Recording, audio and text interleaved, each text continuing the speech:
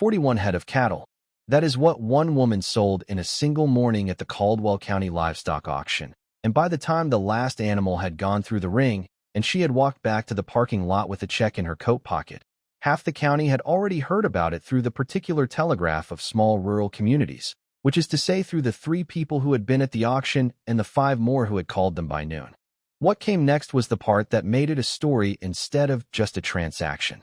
She drove from the auction directly to a small-scale rabbit operation 2 counties over and came home that afternoon with 300 rabbits in hutches stacked in the back of a hired trailer. And by the following morning, every farmer on her road had a version of the news and an opinion about it, and none of the opinions were encouraging.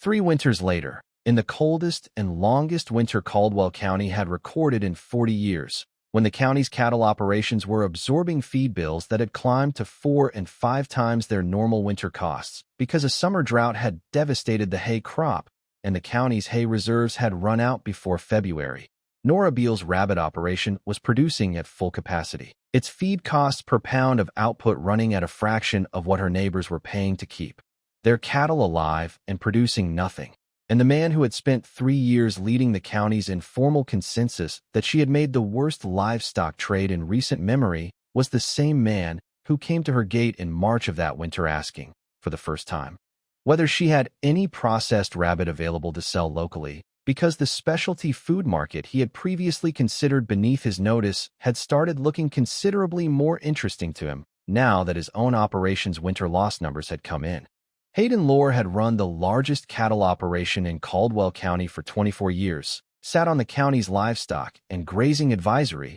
that set the extension program's animal husbandry recommendations, and operated the county's primary hay storage and distribution facility, a business that had made him, in most winters, one of the people other farmers needed to stay on good terms with when the cold set in and the stored hay reserves started to run low. He had watched Nora trade her cattle for rabbits with the tolerant amusement of a man who has seen enough agricultural experiments fail that a new one no longer worries him. And he had said, to anyone who asked his opinion that spring, that the girl who bought the Beal place had apparently decided to operate a petting zoo rather than a farm, which was a line that got repeated often enough that it eventually came back to Nora through Patrice Dunbar, her closest neighbor, who delivered it with the apologetic manner of someone who feels obligated to pass information along and simultaneously wishes they didn't. None of that had happened yet on the October afternoon when Nora Beal drove home with her trailer full of hutches and stood in the empty barn where 41 head of cattle had stood that morning, looking at the space that was about to become something none of her neighbors had any framework for, and decided she was ready for the years ahead regardless of how they looked from the road. To understand how 300 rabbits survived a winter that cost most of Caldwell County's cattle operations their entire seasonal margin, and several of them considerably more than that, you have to go back to the feed arithmetic, and to the summer drought that everybody in the county should have seen coming, but that only one person had used to make a decision about her livestock before the winter arrived, and made the decision for everyone else. Caldwell County ran through its central valley in that particular stretch of mixed farming country where cattle operations had been the dominant agricultural identity for so long that almost everything about the county's infrastructure, extension recommendations, land use patterns, and social assumptions about what serious farming looked like had been built around the needs of the cattle farmer, which meant, among other things, that the county's single large-scale hay storage facility, the one Hayden Lohr owned and operated, was the infrastructure through which most smaller operations managed their winter feed reserves, buying access to stored hay at Lohr's pricing during the months when their own fields weren't producing. Hayden had built Caldwell County hay storage over 2 decades from a modest farm storage shed into a facility that could hold significant seasonal reserves for a dozen operations simultaneously, and he had done so by being genuinely useful to the county's cattle farmers in ways that earned him real goodwill alongside the structural dependency his facility created. He sat on the livestock and grazing advisory because his experience was genuine and his recommendations were generally sound for the kind of conventional cattle operation that most of the county ran, and his social authority in the county was, unlike that of some powerful figures in comparable communities, based on a real foundation of knowledge rather than simply on control of resources. What it was not based on was any particular familiarity with the mathematics of alternative livestock, with specialty protein markets, or with the specific feed conversion efficiency calculations that had led Nora Beale to a conclusion about her 41 head of cattle that Hayden had never run himself. Nora had come to the Beale place 3 years earlier from a background that the county didn't quite have a category for, a decade of working in agricultural supply chain logistics that had given her an unusually detailed view of input costs, market margins, and the specific points at which conventional livestock economics broke down under pressure. A perspective she had arrived in Caldwell County with, and had spent her first year observing how well it matched what she was actually seeing in the county's farming reality before she made any significant decisions. What she had seen, in that first year, was a county whose cattle operations were producing adequate returns in normal years and running on margins thin enough that a single bad hay season would push the most vulnerable operations below sustainability, a pattern she had recognized from supply chain data and was now seeing in the actual field numbers of the farms around her. The drought forecast for the following summer had not yet been published when she made her decision in October, but the soil moisture readings and the precipitation trends she had been tracking since she arrived were pointing in a direction that anybody who was looking at them carefully could read, and Nora had been looking at them carefully from the day she arrived, because she was the kind of person who looked at everything carefully before she decided anything.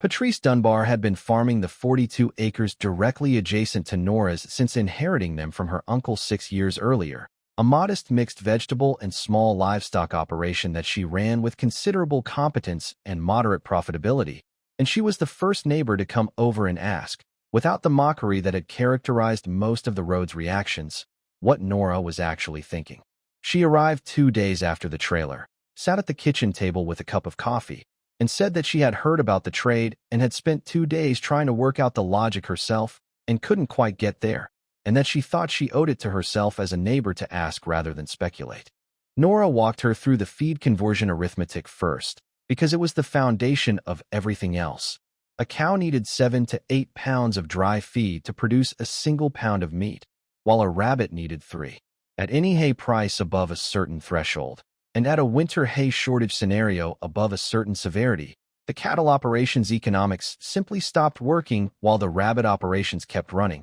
because the rabbit's feed efficiency was so dramatically superior that even at elevated feed costs the margins held. Patrice asked where the threshold was. Nora told her, and Patrice wrote the number down on the edge of the coffee shop receipt in her jacket pocket, and then asked what hay had cost the previous winter at Hayden Lore's facility. When Nora told her, Patrice looked at the receipt and said that the threshold number and last winter's price were already fairly close, which was not quite a reassuring observation. Nora told her that was correct and that the drought forecast made her expect they would not stay merely close for long. Patrice drove home that afternoon with the receipt in her jacket and a different understanding of what she had just witnessed than the one the county road had been sharing, and she did not repeat the conversation to anyone on the road, because it was the kind of conversation she understood, without being told, was meant for her specifically and not for general distribution. Dr. Ren Fossick ran the Alternative and Specialty Livestock Program at the Regional Agricultural College, a program she had built over 12 years from a single grant-funded research position into one of the college's more cited regional extension resources specifically because she had spent those 12 years documenting, in rigorous quantitative terms, exactly the economic scenarios in which conventional livestock operations underperformed and unconventional ones outperformed, and the feed efficiency differential between rabbit and cattle operations under drought year hay pricing was one of the most consistent findings her program produced. She drove out to Nora's operation in the second year at Nora's invitation, following a brief letter that had cited Fossick's own published research accurately enough that Fossick had decided the writer had genuinely read it rather than skimmed a summary, and she spent a morning walking the hutch setup and the manure management system before she sat down with Nora's first-year cost and production records. "You've implemented this more efficiently than most operations I study at this stage," she said, not as a compliment exactly, but as a factual observation of someone comparing data against expectations. "The hutch density and the ventilation management are right, the manure application cycle is right, and your breeding records show a litter rate that most first-year operators don't reach until the third or fourth year." She asked Nora about the specialty meat market contacts she had developed, And when Nora described the regional distributor relationships she had been building since before the first litter had come in, Fossick put her pen down. "I want to ask you something directly," she said. "Did you make this trade specifically because you anticipated a hay shortage event, or did you make it because the underlying economics favored rabbits regardless of weather?" Nora told her it was both, that the underlying economics had been the primary case and the drought forecast had been the confirmation that the timing was right, and Fossick nodded slowly and said that was the right order to have made the decision in, because an operation built on weather-dependent assumptions was a different kind of risk than one built on structural economic advantage that weather events occasionally made more visible. She asked Nora whether she would be willing to have her operation included in the program's ongoing comparative livestock economics documentation, and Nora said she would. Nora did not tell Hayden Lore's livestock and grazing advisory about Ren Fossick's visit or about the documentation program, and she made no effort through the second or third year to correct the county road's prevailing opinion of her operation, continuing to manage the rabbit production with the same methodical attention she had brought from the beginning while presenting, to anyone who asked, a brief and uninflating account of how the first 2 years had gone that contained enough truthful unremarkability to keep the conversation from developing in directions she wasn't ready to support yet.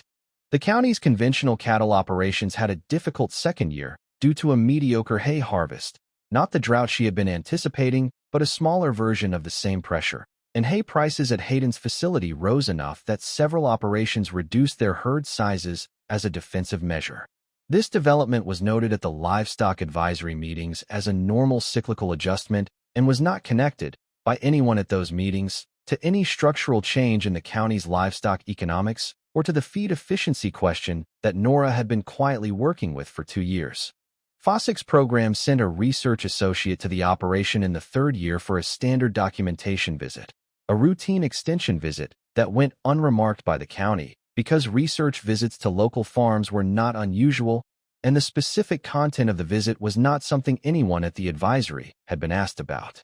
By the fall of the third year, Nora's operation had a standing purchase relationship with 2 regional specialty food distributors and a growing side income from the processed manure she was selling to market gardeners and greenhouse operators in the county who had discovered, through the same informal channels by which most useful agricultural information moves in small counties, that rabbit manure was the best cold top dressing available for winter vegetable production, a discovery that had made Patrice Dunbar a very satisfied customer, and that Nora had never needed to advertise because demand had found the supply without any help.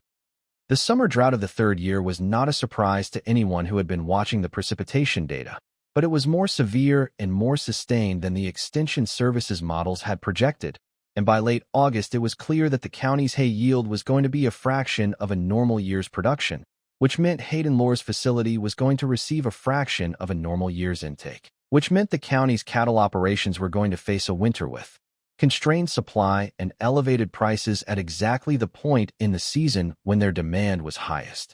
Hayden knew this by September and sent a letter to his facility's regular customers informing them of the likely supply situation and advising them to source supplemental hay from outside the county if possible, advice that was practically sound and that several operations tried to follow with partial success, the county's neighbors having experienced similar drought conditions that limited outside supply as well. Nora read the letter when it arrived at her mailbox and filed it in the folder she kept for reference documentation, because it confirmed a scenario she had been building toward for 3 years and did not change anything about her operations management, which was already optimized for exactly this set of conditions. She mentioned the letter to Patrice, who by now had reduced her own small cattle component and increased her vegetable and rabbit section to the point where the winter feed situation affected her considerably less than most of her neighbors, and Patrice said that she was glad she had written the number from the coffee receipt on something she'd actually kept.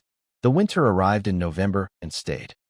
Hayden Lore's facility ran out of its primary hay reserves in January, which was the fastest depletion on record for any winter he had operated the storage facility, and the supplemental supply he had sourced from 2 counties overran out in mid-February, leaving the county's cattle operations to manage the remainder of the winter on whatever individual reserves they had accumulated and whatever they could source at the spot prices that always attached to emergency agricultural supply. which were high. By late February, the county's extension office was coordinating an emergency livestock feed assistance program, the first of its kind in the county's history, to help the most severely impacted operations keep their animals alive through the last 6 weeks of winter. Hayden's own operation absorbed the losses that came with operating a hay facility that had run dry and a cattle herd that was consuming emergency-priced feed at a rate his normal winter planning had not budgeted for. And he did so without particular complaint because he understood the circumstances well enough to know that the drought had been the proximate cause, even if the underlying margin situation had made it as damaging as it was.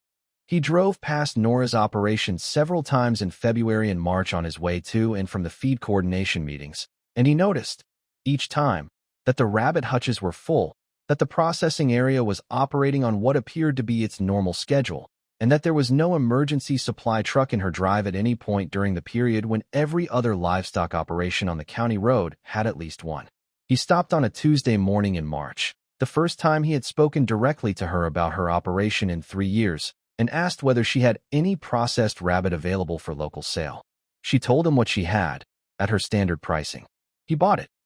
The County Extension Office's post-winter livestock economics report, prepared by the end of April and distributed to the Livestock and Grazing Advisories membership, was the most significant county extension document on animal husbandry that Caldwell County had produced in a generation. Not because it contained any information that was not already available in the existing agricultural research literature, but because it was the first time that literature had been applied to the county's own operational data in a way that made the feed conversion efficiency differential between conventional cattle and rabbit production visible in Caldwell County dollars rather than in research station averages. Ren Fossick had contributed a 2-page section on her program's documentation of Nora's operation over 3 years, a contribution that was the most specifically grounded data in the report and that several members of the advisory had asked to have pulled out and circulated separately. The report did not recommend that cattle farmers in the county convert to rabbit production because the county's extension director was sensible enough to understand that a single winter's feed crisis was not a sufficient basis for a wholesale recommendation to change a county's livestock tradition, and the report did not need to make that recommendation to have the effect it had. What it did was make visible, in the county's own numbers, the specific economic mechanism by which a severe hay shortage event affected conventional and alternative livestock operations differently, and it did so in language plain enough that any farmer who read it carefully could run the arithmetic on their own operation and arrive at their own conclusions. Hayden Lore read it carefully. He told the advisory's next meeting that he thought the committee ought to consider including feed conversion efficiency data for alternative livestock in its standard extension materials, a motion that passed without objection and that represented the first time the advisory's recommendations had made substantive room for non-conventional livestock information in the program's operating history. He did not frame this as a response to the winter or to Nora's operation specifically, and nobody at the meeting asked him to, because the report's numbers had said everything that needed framing. The lesson Caldwell County eventually arrived at from the winter was not a lesson about rabbits specifically, because the specific decision Nora had made was not universally applicable to every operation in the county, and nobody serious about agricultural advice was going to suggest otherwise. It was a lesson about the arithmetic that underlies conventional practice, the specific assumption, so embedded in the county's livestock culture that it had never been formally examined, that cattle were the default livestock choice not because they were the most feed-efficient or the most margin-stable under pressure, but because they had always been the choice, and the infrastructure, and the social assumptions, and the market relationships had all been built around them in a self-reinforcing loop that made any departure from them look eccentric before it had been run through the numbers. Nora Beale had run the numbers before she made the trade, which was the part of the story that got left out of most versions the county told afterward, each of which tended to locate the wisdom of the decision somewhere in her intuition or her stubbornness rather than in the 2 years of cost modeling and precipitation tracking